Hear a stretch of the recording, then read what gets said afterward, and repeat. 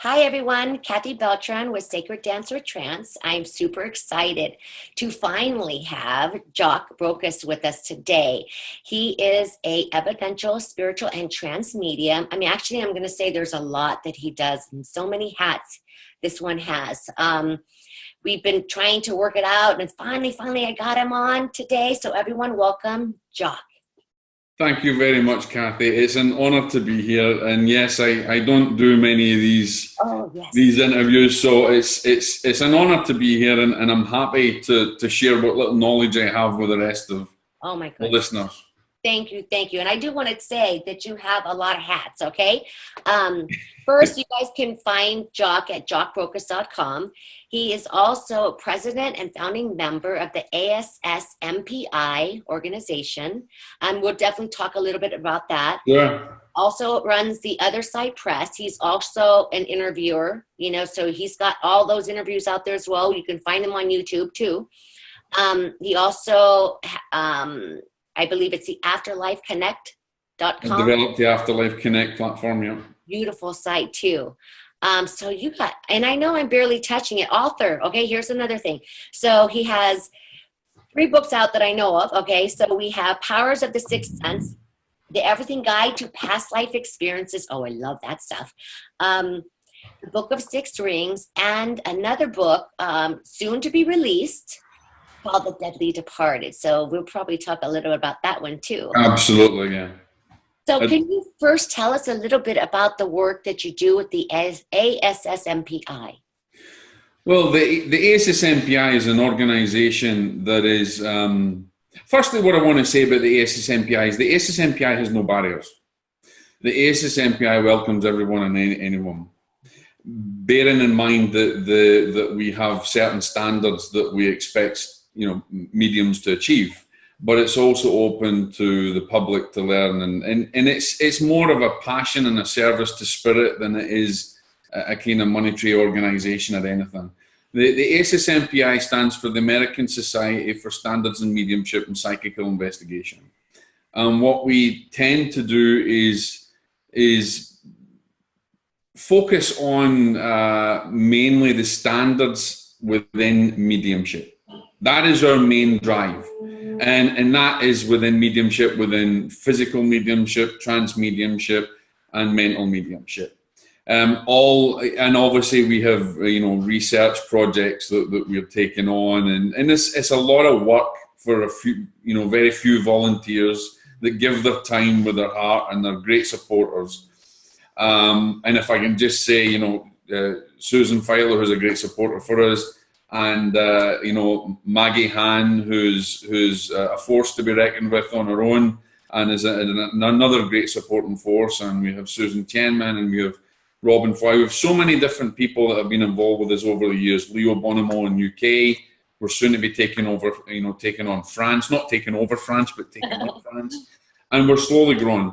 And for me, it's not a race for anything in particular, but it's an organization that listens to spirit, that is developed from spirit, and is there to serve spirit, and that's it. Wow. Well, that's beautiful.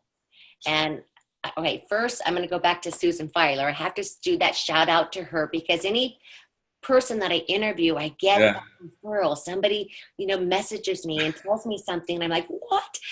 So thank you, Susan, for this. Yeah, thanks. Susan's a great voice for us. She certainly is. She is. And she runs the Gilbert Sanctuary. She does, yeah. Yes. So that is awesome. Before we started hitting record, we talked a little bit about how that group, the ASSMPI, came about. Can you tell us how that came? Sure. I've developed mainly, although my wife and I used to run our own church, and we served churches in Wales and Scotland, and we ran our own church, the Centre of Spiritual Light. But we also had our own private circle, and we developed in circle over the years. And our circle went from development into trance, etc., and kind of expanded. And in our trance circle, or should we say just a development circle, because any form of mediumship is development. Any form of mediumship that we're taking on. We had, when our guides first came through and let them know, let them aware who they were, which in actual fact I didn't believe. I actually thought it was set up and thought it was a complete load of baloney until it was researched and they were actually found to be whom they said they were. So that was the first thing that we had evidence. And then once we had the evidence, things started getting a little bit clearer and the development got a little bit clearer. And it just came through, you know, it came through that Spirit wanted an organization. I mean, they never came through and say, hey, do this organization and call it this.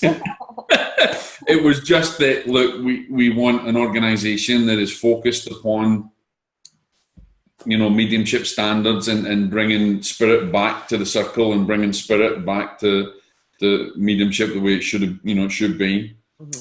And, you know, go ahead, go and do it, you know. And I was kind of shocked and didn't want to do it. And so then I thought, okay, I know that I can be the brains behind it. I know that I can develop websites and I can do all this kind of thing online.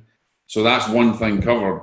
So then let's get somebody who's going to be the head of it and who will run it. And so I went to Robin Foy and I went to Kai and various other people. And I remember Robin saying to me at one point, look, Spirit's asked you to do it. You've got to do it. So we're not going to take that position on. But I have to say, Robin and Kai were the very first people that was involved with us, and they were a great support system for me.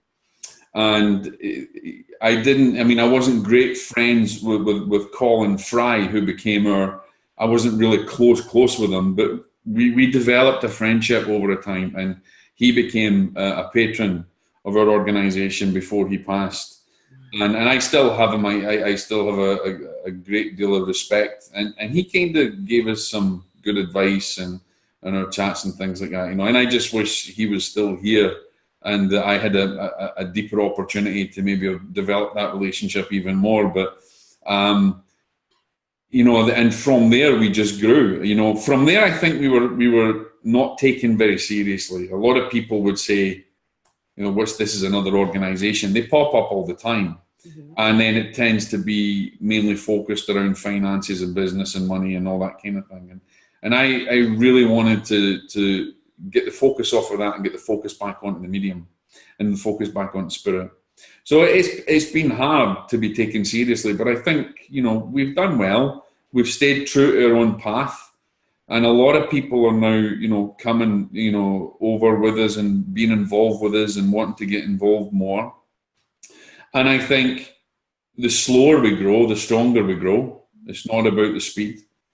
But as long as we can keep on that same path, as long as we can keep on the path of service to Spirit and service to humanity. And I know a lot of people say, you know, yeah, we want to change humanity direction and things like that, but that's not what we're about. We're purely about mediums, and we're purely about the mediumship and purely about the standards of that mediumship. And so that's where we're at now. And, you know, we're slowly growing, and I'm so grateful for the people who have got involved, and I think we've done well so far. I think we've done well, and we've got a long way to go, Kathy. You know, we've got a long way to go. Well, I think the work that you're doing with that is wonderful, and I want to definitely put out. So it's SSMPI.org, right? Yes. Okay. Yes, SSMPI.org. Yes. Now I want to go up into, because I know you've mentioned Kai, you've mentioned Robin Foy, and Colin. Did you interview them as well? Yeah. Is it the Other Side Press? The Other Side Press is our magazine. We have a magazine. It's an online magazine. We're also in the process of actually developing a colour magazine that will come out at some point, which will be every quarter. There will be a full colour magazine that will come out when we get regular writers that actually stick to writing.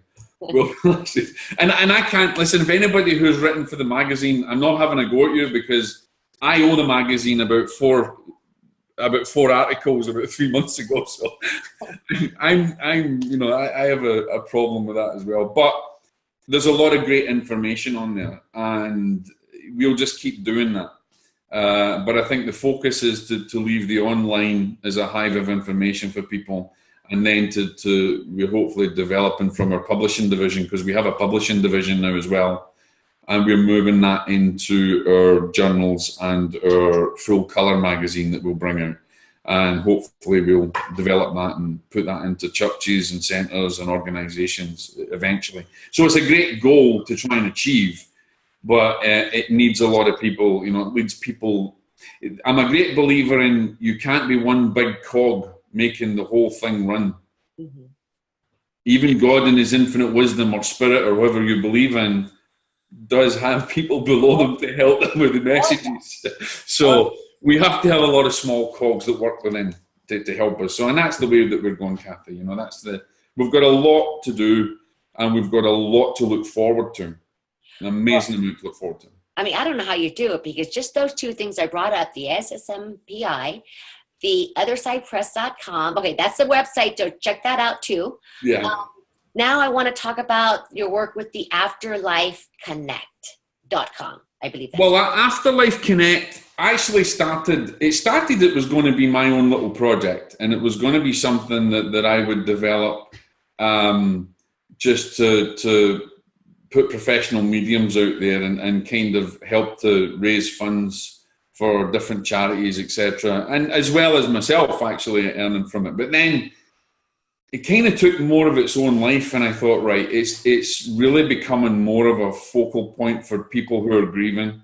It also becomes more of a focal point for professional mediums, and it was a necessity for people looking for. We've opened up recently a section for people looking for circles and circles, and in fact, if you don't know how to use it, my own advert is going up soon on it, looking for circles and looking for circle members in Asheville and North Carolina. Mm-hmm. So I'll be using it myself to advertise my own circle. But essentially, it's there for churches and it's free. We charge a fee for mediums. I think it's like $99 a year, and all of that goes to the SSMPI. Every penny that we make from the Afterlife Connect goes to the SSMPI to fund research and to fund what we're doing. It's a way of giving back. But the Afterlife Connect it's a marketing platform for mediums. It's a marketing platform for churches, because churches are always complaining. One, we don't have enough bums on seats coming in. We don't have enough people coming to workshops, and we're not able to pass the message of spirit on. And the biggest problem that they have is they're dinosaurs. They have not moved with normal, into the modern day. They don't have websites. They're not on social media. So they whilst they're complaining, and I know this from running our own church and meeting other churches, whilst they're complaining about not getting members, they're not proactively out there doing something in the modern day to get members. So I developed it as basically a stepping stone and to give them a tool. But here's the thing, Kathy, a tool is only useful if you use it. Mm-hmm. If you don't use it, it just stays there as a tool that sits and gathers dust in the toolbox. And so what I would urge churches to do, if you want to get your information out there, get on Afterlife Connect. It's free. You can put your videos, your workshops, you can put your courses up there, you can put your circles up there. You can put your information, your contact details. It's all private. Why not use something that's not actually costing you anything, but bringing you a great deal of benefit? And it's the same with mediums. And what I've done, I restrict the type of mediums that get on there. Mm-hmm.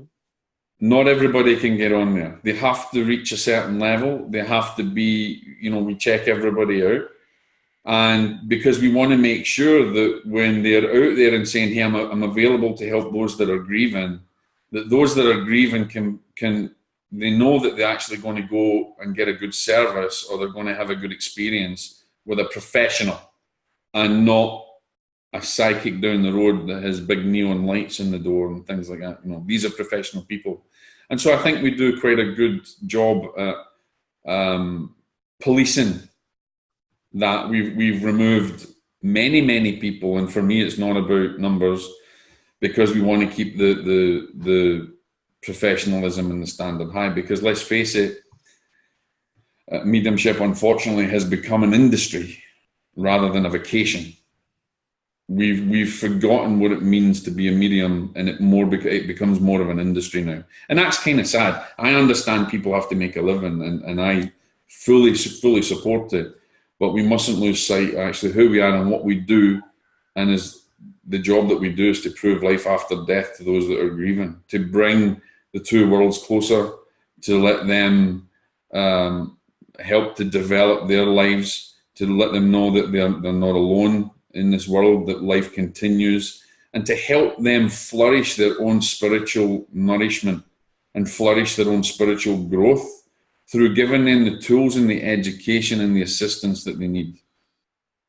Well, I think that is perfect. How you said that is perfect, and it is very important to have those standards and live that. If you're a medium, to live that.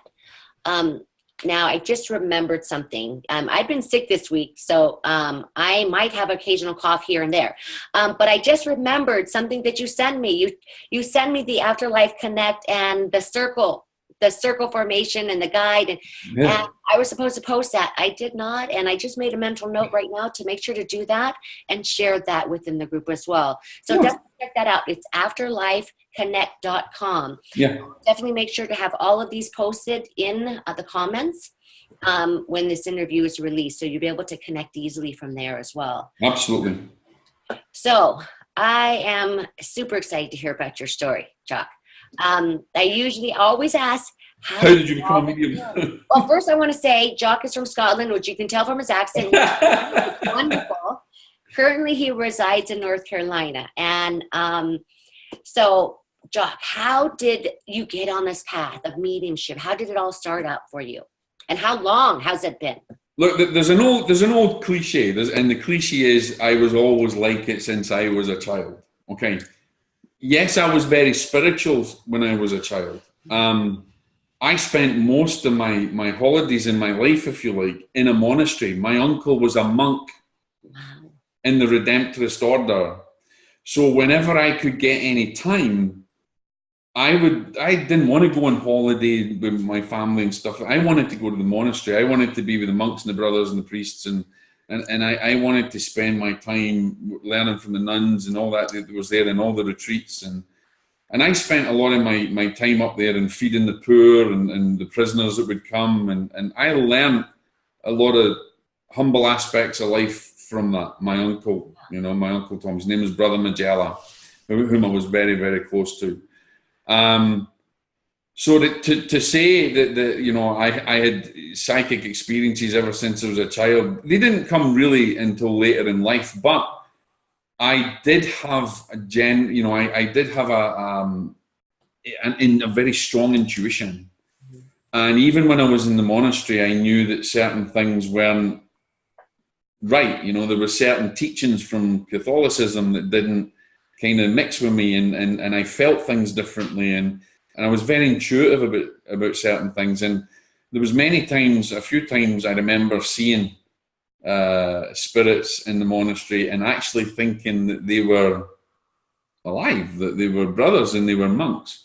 And I remember one day is just seeing this monk that was walking across. It was like a priest, and they were walking across the back hall. And I used to stay in the attic.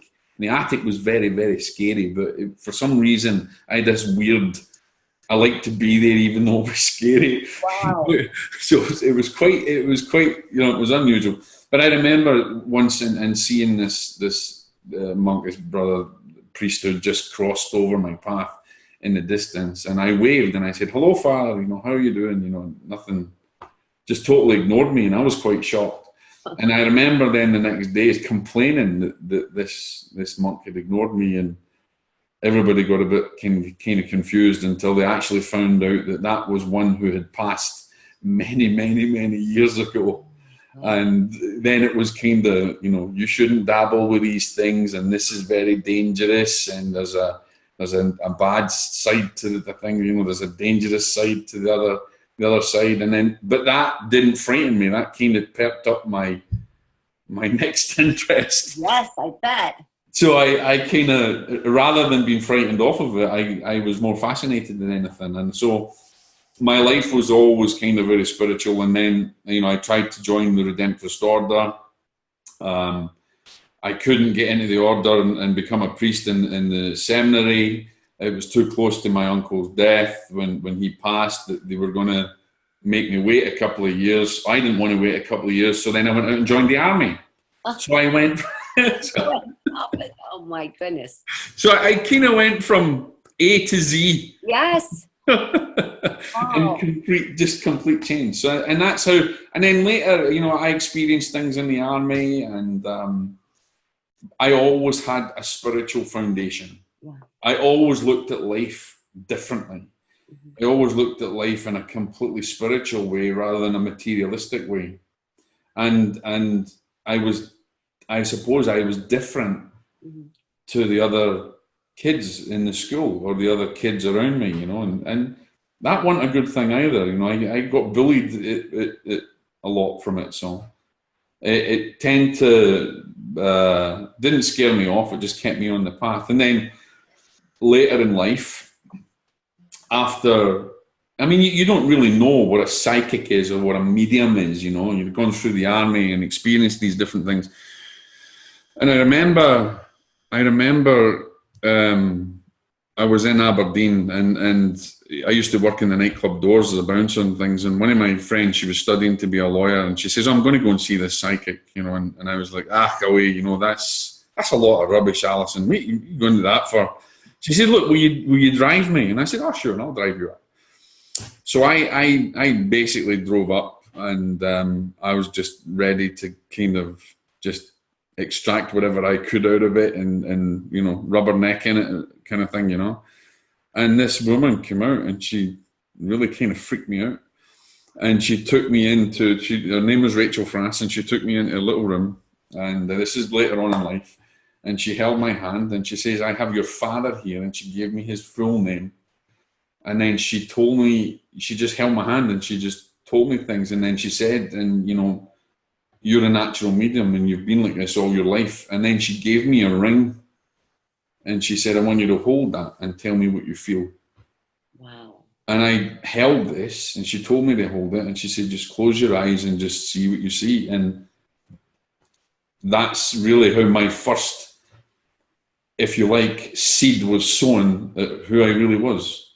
Wow. And then it went from there, and I joined the church, and then I met my wife. I was studying, you know, studying Reiki, and I was a personal trainer, and I was getting more and more, you know, I was getting deeper into things and studying parapsychology and all kind of things. And then I met my wife, and my wife was running a psychic development course, and I thought, all right, in for a penny, in for a pound, I'll go on this and see how good this woman is. And the first day I met her, she took me into the class and she says, "Don't you be giving any messages." And I didn't say anything. She knew, she kind of knew. She says, "I know, you know, you've got something in you, so don't you be giving anything." And I didn't understand it. And before I knew it, in that class, I actually was giving out messages. And I have to say that my wife took a bit of coal and polished me into a diamond. Wow. She was the hardest taskmaster I ever had. And I would happily say, although I've studied with a lot of mediums, my wife was probably the greatest teacher I could ever have had. And I trained, you know, and I served in the church. I got married in the Spiritualist church. I served in lots of different churches. But my wife is the person that I will give the accolade to for taking a piece of coal and making it a diamond. Oh my goodness, that's beautiful. That is a beautiful story. Yeah. And it's funny because when we got married within a year. Wow. We met, fell in love, got married within a year. Oh my God. And I remember my father coming through in circle, and this was just in our development circle. And he said, "When you see windmills, wind farm, you're going to settle down." And never even thought about it. And the day that Joe and I were driving down to Swansea, and we were going to be the mediums that weekend in the church, we were doing a big event down there. And I had never met Joe's mother. And I remember driving down, and I proposed to Joe. We'd done a massive demonstration in a theatre the night before, and we were driving straight down to Swansea. and we were going to be the mediums in church there. And I decided I'm going to ask her to marry me just out of the blue. I didn't know how I was going to do it. There was no one knee. There was no, because I'd been married before and I was a bit scared and I swore I would never marry again. And I remember saying to Joe, in a coffee shop, and kind of trying to trick her into it kind of thing. And when she said yes, we drove out and we drove down the road, and they had just opened up the biggest wind farm area that I had ever seen in my life. We had kind of detoured in these wind farms, and that was it. My dad was right, because I just proposed to my wife.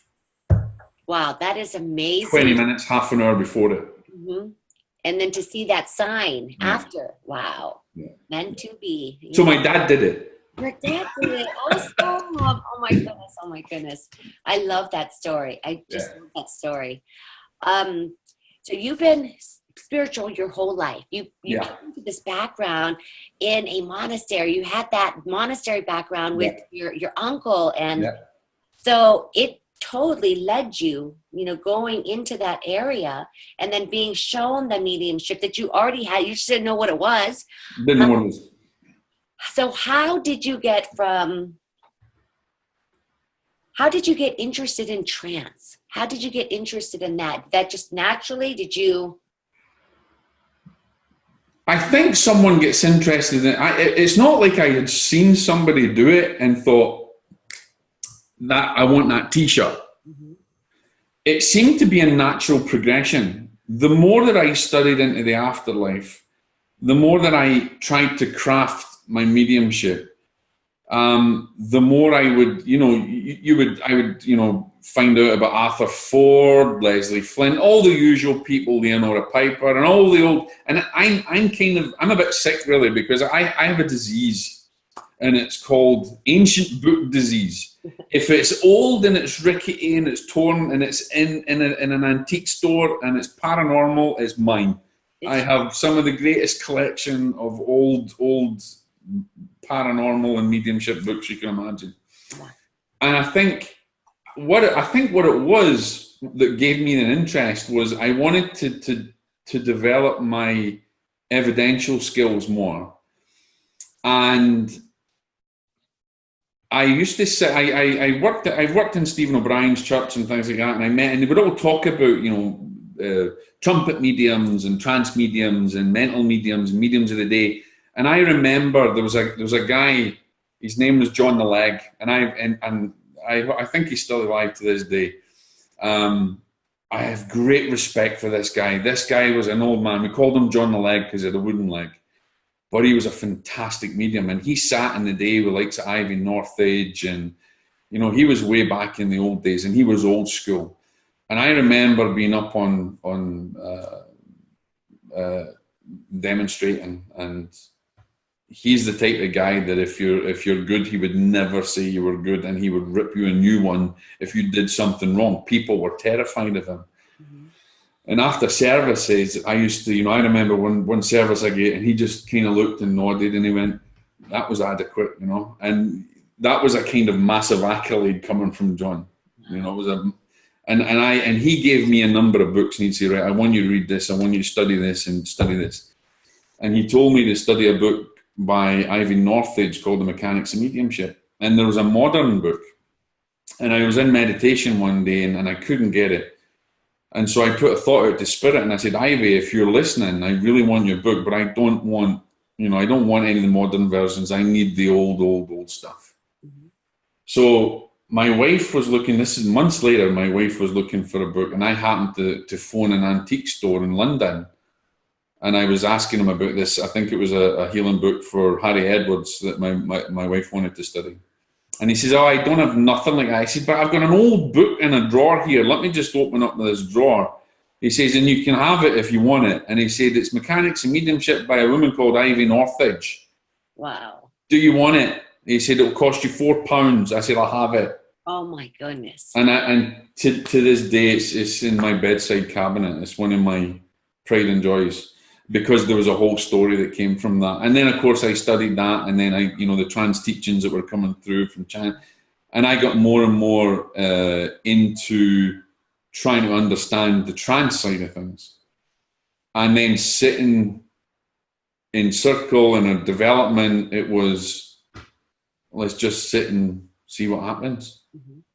And that's where it came from. We just decided to let spirit make the decision. So what did you have, like a specific group of people that you just decided to sit with and try to? We always had, yeah. I mean, the difficulty is since Joe and I kind of left the UK, it's been very, very difficult. We had our own circle in Inverness in Scotland, and we've moved around a lot. So the problem is that to be very, very, very successful with a circle, it needs to generate over years and years and years and years and years. And we would get to such a point, even developing physical mediumship, we would get to such a point that we would be doing so well, and we'd be getting, evidential trance coming through, and we would have physical phenomena, and then it would change because the group dynamic would change, or then we had to move, and then we came to America, our publishers brought us to America, and then we're in a place where it's very religious, and you can't really say you're a medium, or you do, they just want to hang, draw, and quarter you because it's the Bible Belt kind of thing. And so it's been very, very difficult in certain places. So we've kept it very private, but we've always had a circle running. And I think since we left Florida, our last circle was a couple of months before we left Florida, and it just fizzled out because there was nobody that would be available. And I'm glad to say that now that we're settled in North Carolina, that our circle's about to take shape again, COHR, wow, which actually stands for the Circle of Harmonic Resonance, and that's what it's been called since day one. Harmonic resonance? Yeah, but we've never been public with anything. We've been very private, very home-based, and I'm not one that would believe in having a circle and getting a little bit of phenomena and going out there and starting to spout like I'm an expert. Mm-hmm. To me, spirit decides, and spirit will tell you when your group is ready, when they're 100% ready, when there is no question on the evidence. I mean, we've had our trance circles, and we've had people come and have messages from loved ones and things like that, and the evidence has stood its time. And we've had guests that have come and sat with us and things like that, and but we remain very, very private. And I think this is a big step for us now to open it so publicly where we are, and to start recruiting again, because as you see from what we're building downstairs, it's going to be an amazing centre. It's going to be an amazing place, and we'll be a little bit more public with it. But I've got no qualms, although we've had we've had evidence, and we've had great trance addresses, and we've had wonderful stuff coming through. We're back to square one, but it doesn't frighten me. No. Because the excitement's in the journey. It's not the destination. Mm-hmm. For me. Yeah. It's the learning and the question and finding that harmony. We're not called harmonic resonance for nothing. Mm-hmm. So it's an exciting time, and it's an exciting time to find the right people again, and hopefully develop that. I mean, we've got a cabinet, we've got everything to go there. It's it's going to be an exciting time, and then hopefully we'll get to. We're hoping we're not going to move. This is going to be our last move. This is home for us now. North Carolina, living in Orlando, I didn't like it. In Florida, you can't breathe. It's too hot. It's too humid. If it flies, it wants to kill you. If it crawls, it wants to kill you. If it swims, it wants to kill you. So what's the point in living there? We've only got bears here. Wow, bears! Oh my goodness! Oh my goodness! So that's it. So we've got a long way to go, but our circle's been going for many, many, many, many, many years, from way back in the day when we were developing in Scotland, and we'll just keep it going, and we'll just keep developing for spirit and see what spirit's going to bring through for us. You know what? I love that. First, I will say that finding members, in a location, it's really hard sometimes. It's the hardest thing. And a lot of people will say, leave it to spirit. But you've got to be active in finding the members. But the members have got to really... See, we had someone in France. We had someone in Florida who would come regularly to the circle without fail, but they were only coming for messages. They weren't coming to learn to develop, and they weren't coming with the right intention. So that very quickly gets, spirit then, arranges that, goes away. So you have to find people that, one, are not egocentric. They realize what the long-term goal is, and they're willing to put the effort and the time in. Yeah. You make a date with spirit, you keep the date. I used to get, Joe would go nuts with me. I used to feel so bad if I was out and we'd miss a time and it was supposed to be circle time and I couldn't get back for it, and I'd have to cancel it. I would beat myself up for days after because I felt as if I'd let spirit down. Wow. So you've got to be dedicated to it. And I think Robin Foy would say that. He's a great person for understanding circle work. And he'll tell you, a good, and a lot, here's the other thing, Kath, is a lot of people, when they think they're getting phenomena, they're not. They get excited about the least little thing that happens, instead of pushing and pushing and pushing for that development to go further. So even though we might have a movement of a trumpet, or we might have a light, or we go into trance, or something happens, a dress comes through, that's not good enough. That's just the start. That's just you beginning to walk.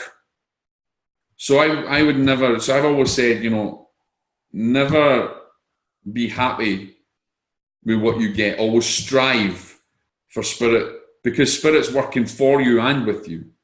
You're working as a team, but it's not all about. Somebody used to say, mediums would say to me, "How can you get first names and second names and things like that and different things?" And I would say, well, I would normally have an argument with spirit. I would normally argue with them and tell them, hey, listen, this is what I want, and if you're not giving it to me, I'm not playing. Wow. So there's a little, and that's just me just kind of over exaggerating it, but you understand that you can't just sit there and say, well, spirit, this is you do what you do to me and everything else, because one, that's dangerous. And people don't recognize that there's a dangerous side to the afterlife, and they need to get to grips with that. There's a light and dark in everything. So there's preparation, there's your whole lifestyle, there's your thought processes, there's everything that goes into your development, the way you speak to someone. You can have so much spiritual knowledge, but not be spiritual. Yeah. You can have so much wisdom, but not share wisdom. I agree. So if you're going to, talk the talk, you've got to walk the walk. So I try to emulate what I feel spirit would want in my life, in my daily life. I try to watch what I'm thinking. I try to watch what I'm saying. I try to be mindful in every single part of my day. When I speak to someone, but if I'm writing something, if I'm working on the computer, every element to me is an element of service. And then that just expresses on to someone else when they need help, or someone else if I'm teaching, or if I'm helping someone on. So to me, it's more about developing yourself before developing your mediumship. Because if you develop yourself, your mediumship will come. I absolutely agree with you. And what's very interesting for me is that, all the interviews I do, they build upon each other. And for me, it's always been spirit guided. So whoever gets on and we do this interview, spirit wants that. And the information that comes through, I've noticed there's patterns. Yeah. Completely from day one. And one of the things that's very, very important right now is that spiritual side of yourself, and growing, and, being, and looking at your stuff, and just living that spiritual life, really living it instead of just talking about it. So to me, I think that's very important to I think there's a lot of people, Kathy will say to me, there's a lot of students I've got some good students, and people don't realize, because I don't go out there and have I very rarely ever update my own site. I am going to get on with that, because I intend to work with everybody else's and things like that. But I have students, I teach workshops, but I do it privately and quietly. And I've got some really good students, and a lot of them will say to me is, how can I be a better medium? How can I be a stronger medium? How can I be a more evidential medium? And the first thing I say is, don't worry about how many times you're meditating, because you should be doing it every single minute of the day. And that's just being mindful about yourself. That's working on yourself. There's a great thing in the Bible that says, man, know thyself, okay? But people don't really understand what it means. So if you want to be a great medium, then forget about mediumship and work on yourself. Work on your thoughts, on how you live your life. Live a clean life. And I say that in the new book I've got coming out. I actually say that. I say, live a clean life. Try and live. I have 3 rules that I try and live by: love, forgiveness, and compassion. And I have an afterlife group, Facebook group, that has over 400 people on it, and I'm always spouting afterlife. I'm always spouting love, forgiveness, and compassion. 3 rules of life. The simple 3 rules that every religion in this world spouts but doesn't learn. Love, forgiveness, and compassion is not bound by dogma. It's bound by the self. It's the divinity. It's the authority, the divine authority within you. And if everybody switches on to the reality that they have divine authority, that they're no better from me, and I'm no better from someone else, every one of us has the same divine spark that animates spirit in this world, and we only exist because of the animation of spirit. Mm-hmm. So it's about time that we recognize that and worked on ourselves. Then the mediumship will come, because spirit will have a clean slate to work with.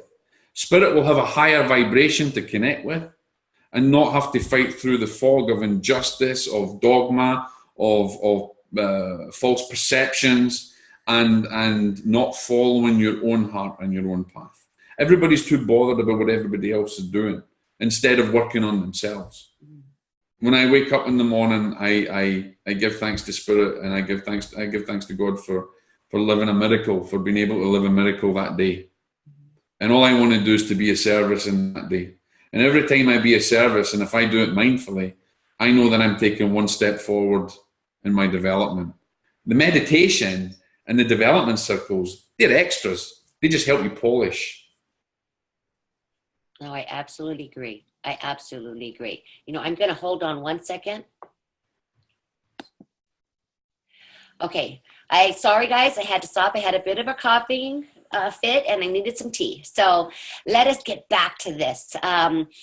In service, being in service, the spiritual side of where medium should be, or actually anybody, it really is that. But we are a medium, so. Well, I think here's the thing, is like I said just when we were chatting there, is when you say mediumship to someone, they have an immediate clairvoyant image of this person giving evidence of the afterlife. And that to me is only one small part of it. It's almost like a grain of sand in the desert. It's only one small aspect. Mediumship to me is about opening up that veil of service, to be able to communicate on both of those realms. And being of service is not just about giving someone a message. Being service is about reaching that elevation so that spirit can actually influence you to be of service. Like the example I gave you before, and I'll share it with the listeners. Share that, please. There was one time in Arizona where my wife and I were going into, I think it was like a Publix or something like that. I was at a shopping centre. And I heard spirit, as we were coming out, I heard them say, look to the right, look to the right. Somebody needs your help. And that's all. And I looked and I seen this old woman, and she looked like she was distressed, but everybody was ignoring her. So I decided to go up and speak to her. And I said, you need help. What's happened? And she says, well, my husband's dying. I haven't been out of the house for weeks. I've been out of the house for weeks, and this is the only time I was managed to come out and get some provisions. But the person who was coming to get me has not turned up. I've got no lift. I prayed to Mother Mary. To send me someone to help me, and I didn't know what to do. Wow. So I took that woman in her car and I took her back to her home, and I met her husband. Her husband was dying of cancer, and he was riddled with it in the bed. So Joe and I decided to stay, and we sat by him and we prayed with him. Wow. To me, that's mediumship. Yeah. And that's that's not just about standing in front of 100,000 people or standing in front of it. That has an element to it, but again, it's another grain of sand. Being a service is in so many ways, you can be a medium every day of your life if you only open up to the connection of spirit so that you may serve others selflessly. This is what Silver Birch would say. The greatest gift that you can give humanity is the gift of service. I love it. It rolls off my tongue. I just love it. It rolls off my tongue all the time. Yeah. And so there's so many other occasions where I know that spirit have guided me that I was able to give service to somebody. And it might have been, I don't want to talk about examples of sittings or readings that I gave, because that becomes very egotistical, saying, you know, I did a great reading or I gave great evidence, but mainly about somebody who was in need, and where spirit can make that communication, where they can connect with you and you can be of service, because being of service is the epitome of, as I believe, is an aspect of our mediumship. And even when we're in circle, we're learning to be of service. A lot of people will say, well, is it only the medium that's developing in circle? No, we're all developing together. The medium just happens to be the focal point of where energy is, because that person is maybe where trance addresses is going to come through, or that person is the person who's going to develop a physical aspect to it. And that's a collaboration between you and the spirit team. But every single person in that circle is developing. Every single person, their spirituality is being ignited. That seed, that divine authoritative seed that's been lying dormant has now just been fulfilled, has now just been given positive energy, positive vibration. It's been fed with love, and it's going to grow. And that service becomes a domino effect. So if you want to be a medium, don't think about just giving readings. Think about being a service to others. And it doesn't have to be, and a lot of people, you know, I say that in my book that's coming up, I coin a phrase called the Gucci handbag syndrome. And the Gucci handbag syndrome, you heard it first, guys, on this. The Gucci handbag syndrome is when people think it's a cool thing to be a medium. It's great to give these evidential messages. It's great to see them on TV. But mediums have a hard life. Mediums have to give a lot and sacrifice. People don't understand what we have to give up to give service. It's not just about the half an hour, the 40-minute sitting that you give for somebody for $100 or a few $100, whatever you're doing. Mediumship should be about developing yourself. Being a trance mediumship should be about developing yourself in harmony with your spirit team so that you can teach others. Well, no, let me rephrase that. It's not you that's teaching others, so that you can be the vessel which allows spirit to teach others and to open up, to help ignite the spark of divinity within them. As I said, I'll go back to that analogy of the toolbox. You're only a tool in spirit's toolbox. Let spirit use you. It's not about you. It's about the connection and the vibration and the harmony that you develop between you and your spirit team. That's what makes a good medium, and that's what makes a good trance medium. And for me as well, trance, there's a difference in channeling and trance. I'm probably a very hard taskmaster. A lot of 90% of people that are, say they're in trance, they're just channeling, which is coming from their own ego. Okay? Which is coming from their own knowledge, their own wisdom, and what they've studied. True trance, to me, and this is personal, is when there's an element of the self that has been taken away and spirit is allowed to animate the mental, the physical, and the spiritual aspect of the being, to utilize as a vehicle for expression of spiritual truth and gifts. That's the reality. Wow. All right, I'm sitting here and I'm like, wow, I'm listening to you, and it's like you're talking about being of service and such beautiful things you're saying. I mean, I'm gone already because I'm like, wow, I could listen to you all day, Jock. Okay. Okay, first I'm going to have to say this. So when I first talked with Jock, you know, and he's an interviewer. So, you know, me talking with him, made me a little nervous. But it was so weird because I had my questions. You all know I have my questions, and I'm trying to change those up. But for some reason, somewhere as we're talking, I just knew that I had to do it this way. I had to do it this way and just talk. And he is giving such beautiful advice and information that we all need to hear. You know, I mean, I know we've heard it, we've read it, but to live it and do it and be it. And that's the difference, Kathy. You need to live it. You can. I can go to my shelf now and pull off as many books as you like. It gives me knowledge, but it doesn't give me action. Yeah. If I want to be the medium that I profess to be, or I want to be the person that I aspire to be, then I need to develop the self in order that I get so worried. It's funny because people will say to me, and I know loads and loads of mediums. I have a great deal of respect. And I remember chatting to a really good friend of mine, Leo, and we were chatting one night over a wee dram, actually, I should say, when he came out to visit in Florida. We had a wee dram together, and we go into so many discussions about mediumship and everything else. And one of the things that we were talking about was how I still get so scared and nervous before even a sitting, even though I've done so many and groups and demonstrations, I get so nervous. And my fear is always letting spirit down.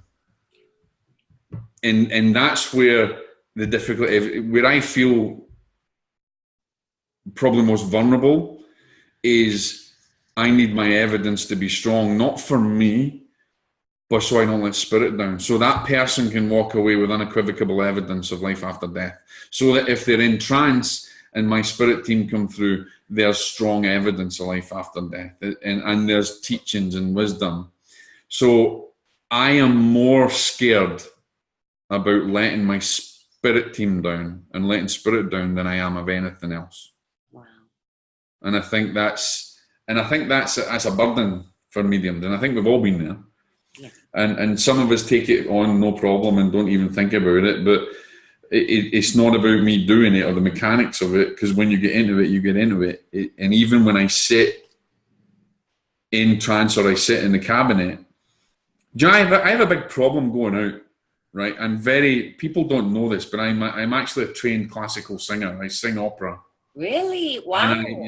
And I'm very musical. And for those that have kind of heard me, they'll understand where I'm coming from. So when I'm in the cabinet or when I'm going into meditation or trance, I remember one time our team coming through when they finally got me out and telling my wife, who was circle at the time, for goodness sake, change the music because he can't get under. Because the minute I hear that music that I like, I'm singing in my head or I'm tapping my foot. And I've just lost all connection. So even though people, when they get, they put music on and they go under, I've got to do it a different way. I've got to go on a journey or something, So everybody's got to find their own way of doing it. There's no one way right and no one way wrong. There's only your way. And your way has to work in harmony with spirit. As long as the evidence sticks up and as long as the standards are high, every path can be different but lead to the same direction. So whilst we have general rules about how we do things, everybody's got to find their own unique way. And everybody's going to be their own unique medium. Yes, I mean, when people come to us in the SSMPI, there's a certain standard and they get tested for it and we know the work that they're doing. But we also understand that everybody's different. This is what's beautiful about the world. We're all different. We're all crazy in our own little way. Oh, yes. And spirit recognise that. But one thing I'll say though, and let me give a little word of warning.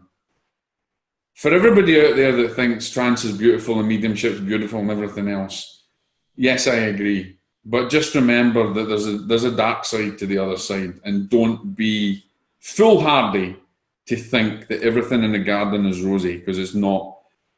Knowledge gives strength to the arm. You can be as spiritual as you want, as divine as you think you are. But if you don't understand discernment and you haven't worked in discernment, there's a big expanse there that's left open. There's a void there that can be a dangerous void. And so I would say to everybody is in working with yourself, recognize that there is a danger to it, and don't be stupid. Don't just open yourself out to things. That's crazy to do. You've got to be able to. Everything in life is a balance. There's a yin and yang. There's a dark and there's a light. Okay. We only know pain because we know health, and we only know light because we know dark. Mm-hmm. For every piece of knowledge that we have, there's an opposite that gives us that knowledge. There's a perceptive opposite. So you wouldn't. It's like the old story. You wouldn't have a kid. You have a kid. You tell them, don't go with strangers. Don't take sweets from strangers. Well, sometimes that can be very much the same in the spirit world. We can have guides and we can have false spirits that are like strangers, and they come up to us and they tempt us with little sweets. And for those of you that think, I got the evidence and I got my signs and everything else, wake up, because they know everything that you know, and they know more, and they can read you like a book. Wow. So there's developing discernment is part of your spiritual progression. Developing discernment in your mediumship and in your trance circle is highly important. And it's not something you can learn from a course. And it's not something that you can learn just by reading books. It takes 24 hours a day, 7 days a week of developing yourself in order that you can discern. That's the difference. So by all means, go and learn. By all means, develop. By all means, sit in circle. But remember that there's negative aspects on that side, and don't always think that there's roses around the place. And so, I'm not trying to frighten anybody or anything. This is a side of my life that I've studied for many, many, many, many, many years. And so I would always say to people, I always teach my students, every single student, about both sides. Somebody in my group, the Sacred Grant Dance group, somebody had posed a question.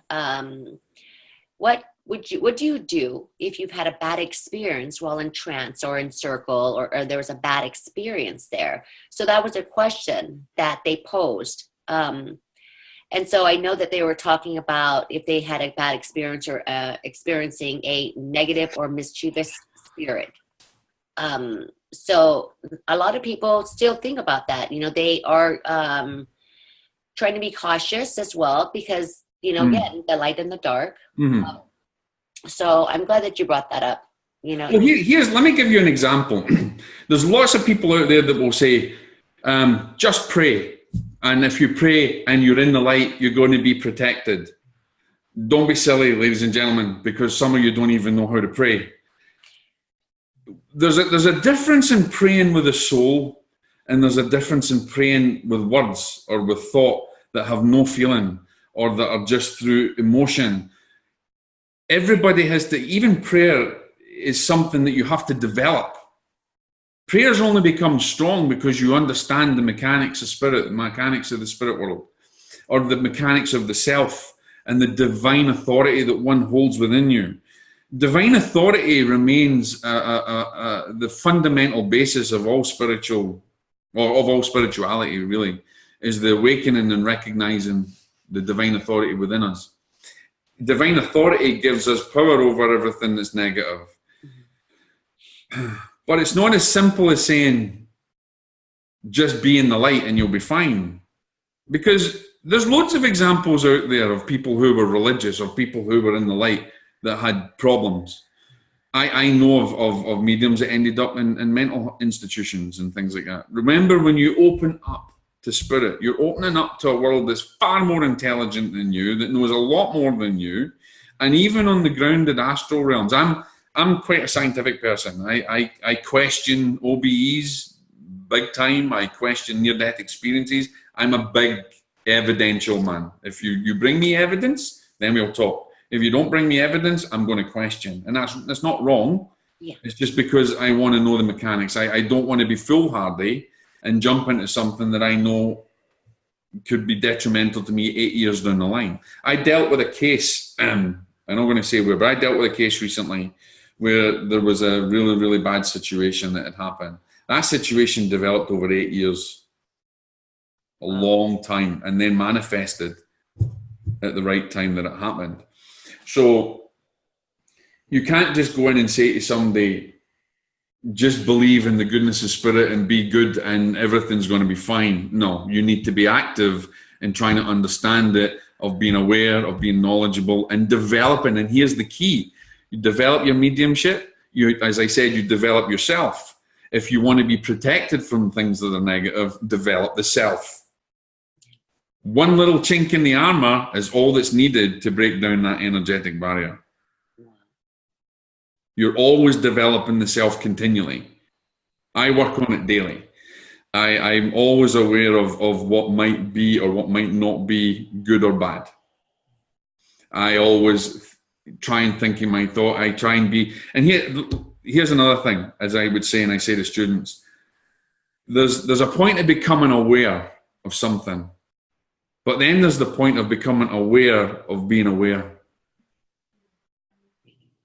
When you get to the point of becoming aware of the awareness, then you're touching that void of divinity, of that deep aspect of the soul. That's when one becomes more in tune with who they are and their divine authority and can call upon that. That's quite deep. That's very deep. So I'm trying to think of something. So like going throughout your day, having all these situations around you, come around you, and having the awareness of how you are thinking about it. And I probably can't even. It's like this. Put your finger up in front of you. Okay. And you have an awareness that your finger's there. You have an awareness that you're now going to move your finger. And there'll be psychiatrists and medical people that will connect that to the brain and God knows what else. But if you have an awareness that your thought process has told your finger to move, that's you got that awareness. You want to try and get that feeling, that deeper awareness, that awareness before that thought even manifests into conscious reality. Yes, thoughts are things. So being right? very careful with those thoughts. Yes. So you're raising, you're going beyond that which is conscious, or that which is you're going maybe beyond the subconscious. I don't know. Some of the people who are hypnotherapists will know this. I only know it from a spirit perspective, but it's if I'm aware that my finger's moving, or if I'm aware, right, Kathy, I'm going to stand up now, my brain tells me I'm going to make that movement, the physical energy, I'm just going to stand up. But if I can get to the point of being aware as that thought comes in, the awareness of the connection of that divine spark that creates that thought process, then I'm starting to touch something much deeper within the soul and the self. But it's not easy to do, and it takes... And I'm still fighting with it. I'm still playing with my finger. And I know exactly what you're talking about, because so many times I'll just try to pay attention to my thoughts, and I'm like, whoa. I mean, they can change just like that and go in 20 different directions. You're like, whoa. But yeah, no, very, very interesting. And your thoughts can be intrusive in meditation, and that's the problem we have in trance and things. But also your thoughts can be intruded upon by spirit influence that you don't want. Interesting. And that's an element of discernment, of understanding. So many people hear voices and things like that, and so we have this diversive division between a possession or obsession or something, or being have obsessive thoughts or an obsessing spirit. When you become more aware and aware of your thoughts on a deeper level, then you become more aware of anything that's intruding in your thoughts at a lower level, because it's very subtle. It's incredibly subtle. So that's where I'm always trying to work on being aware of being aware. Being aware. Well, that is really good, though. It is, and it's not easy, but it's development. That's what it is. That is part of mediumship development. Yeah. It's not just about learning to do psychometry or learning or understanding what clairvoyance, clairaudience, clairsentience, clairgustance, clairalience. They're all the stuff that we can learn in a book. Mm-hmm. Let's get learning the self. Take what we get from the knowledge from the book and then start to work on yourself. And that's what's going to make you a better medium. Yeah, I absolutely agree with you, you know. I definitely wanted to bring up your book. the new book that's going to be coming out soon. Oh, Susan Filer will be jumping about in her room just now. That woman has... The book has been many, many, many years in development. It's been changed so many times. One, because I've not been happy with it, and other times because publishers wanted it to go one way. It was actually signed to a very, very, very large publisher many, many years ago under a different name. And for legal reasons, I can't give that name. But it did involve a compass. So that's what I'll say. But so legal proof. But what actually happened was that I refused, from a message from Spirit, to change it the way they wanted it, because they wanted it more to sell rather than to educate. So I stayed with it. And I was paid a lot of money up front for that book, and we came to a decision, and I got to keep the payment, and we just went our separate ways. 5 years later on, now 6 years later on, that book has been in development. Spirit told us when it would start to go again, and it's finished. But what's been holding it up is getting the right people to endorse it. Anybody can go out and get someone to endorse a book. Mm-hmm. Anybody can go out and talk to someone who wants to work with you, and it's all about names, and it's all about who they are. But for me, it was more about what bridges could be built between people. Mm-hmm. And so, because my book is very unusual, it's about developing mediumship, but it's about the dangers and the darkness within mediumship and the dangerous aspects of it. It goes into possession, diabolical possession for people that don't believe in it. It cites cases where it's happened, and real cases where we've had scientific proof that it's happened. There's lots of evidence of it, but people don't want to look at it. It's like skeptics don't want to look at mediumship because they're frightened it turns their whole world upside down. And so we as mediums don't want to look at the dark side because we're frightened it's going to turn our whole world upside down. We're just as bad as the skeptics. Mm-hmm. Okay? So what I wanted to do is a very prominent doctor, him and I got into it, and it took a long road of discussion and discernment, so to speak. But this person is very, very influential in their level, and we finally got over many discussions an agreement, and I was very happy that happened.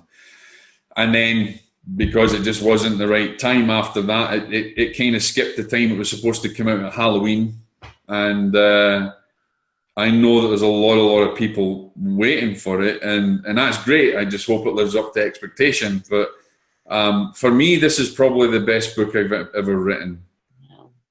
This has got my heart, my soul in it, and as much knowledge as I can muster without frightening people, but education. So it's already ready. It's done. It's coming out. The cover's done. Yeah, I think I posted the pre-post. Susan has done it. Susan Time did my cover because I didn't want anybody to have their energy in it at all. So I've had complete control of this. It's going to be coming out imminently. Mm-hmm. I'm only waiting on a couple of possible endorsements that may or may not happen. But either way, it's going to come out. Wow. And it will probably come out probably in digital first because it's going to be quicker. Then it's coming out in paperback or hardback. It's a very, very big book. I expect it's going to be quite... Wow. So did you say June 1st, maybe? No, I think we're trying to... From speaking to my agent, I think we're going to be trying to push it out for hopefully March. Okay, wow. Wow, okay. Perfect. So when it's out, that you'll let us know. Let me know so I can share that. I have a page about it. The page is called Deadly Departed. Yep, that's the name.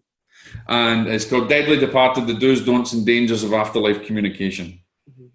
And you know what? I'll be honest with you. I get a lot of people messaging me with the experiences that they have had. And so, there's have people that believe it, have people that don't. But you know what? It's there. There's light and there's dark, and it is what it is. I think the way I look at it is forewarned is better than forearmed. Mm-hmm. So I'd rather have the knowledge to deal with something. And here's the thing, and I'm not proud of this because it's not something I asked for, Kathy. It's not something I wanted to do in my mediumship. It just so happened. I mean, I met exorcists when I was in the monastery. I chatted to them. I studied from I was like 8 years old. I even studied things I shouldn't have been studying. My mother used to go nuts with me. But it just seemed to be that path. And it's always found me. Any cases that I've been involved in, it's people that have found me. It's not something I've gone out and looked for. And what I'll say is this, for a lot of people that say they've dealt with the dark side and say that they've been in and they felt negative or evil spirits, I would say to them and caution them and say, really, really, really think about whether you've dealt with the dark side. Because I'll tell you one thing. There's dealing with the dark side and there's dealing with the dark side.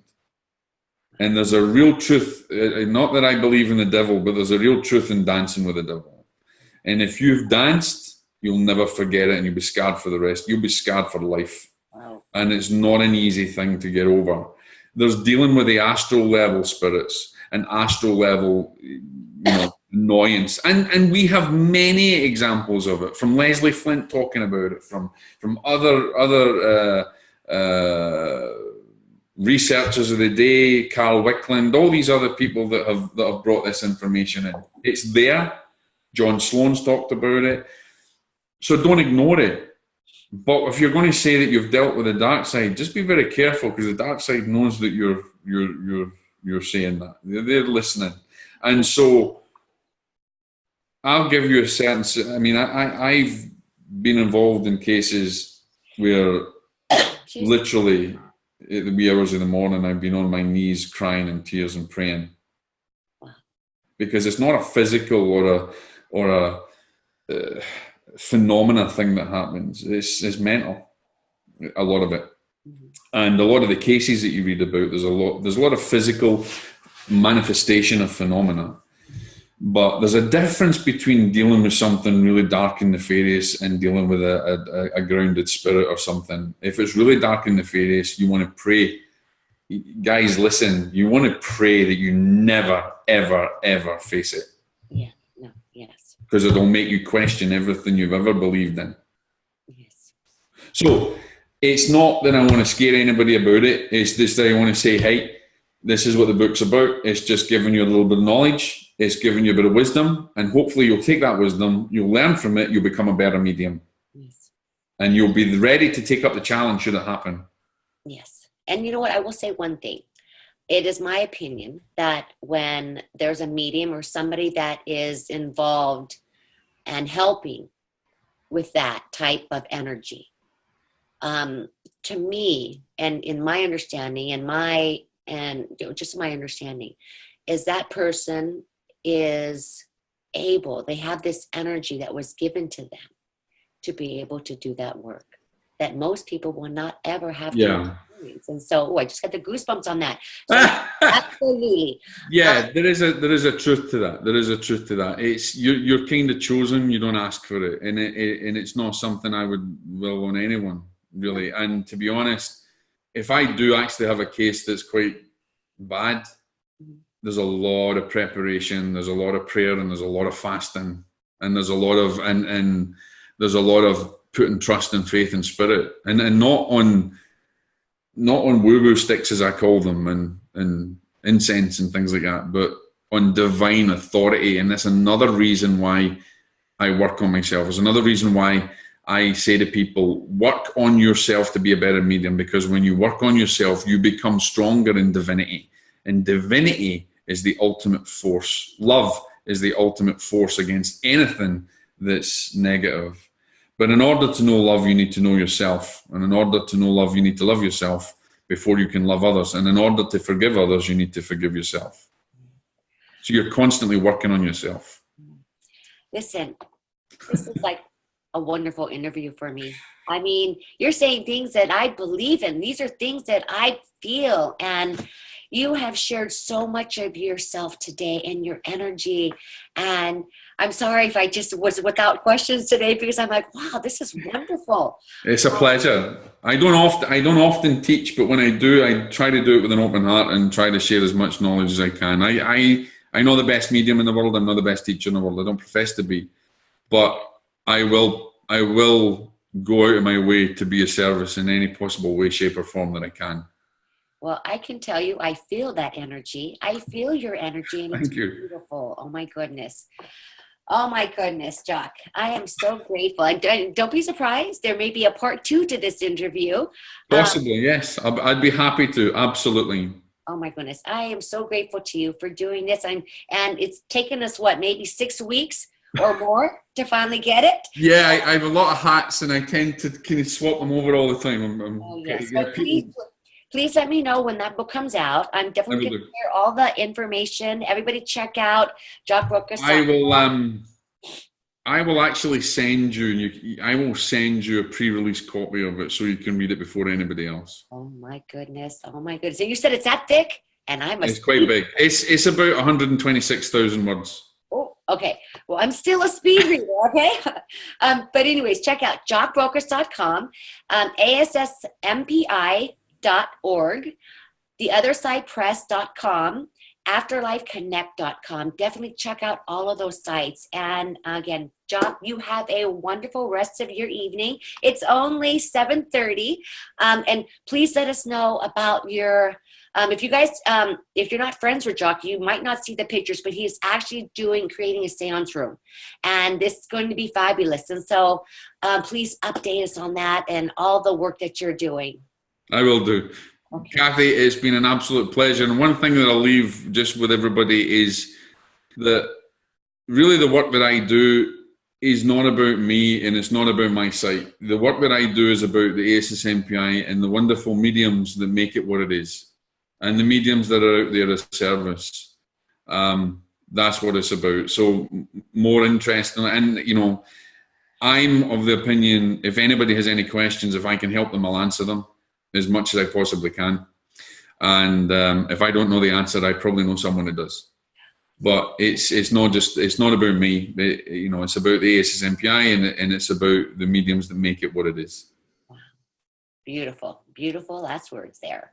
Okay, Jock, thank you again. You have a great night until we meet again, okay? Absolutely. All right. God bless. Thank you. Bye-bye.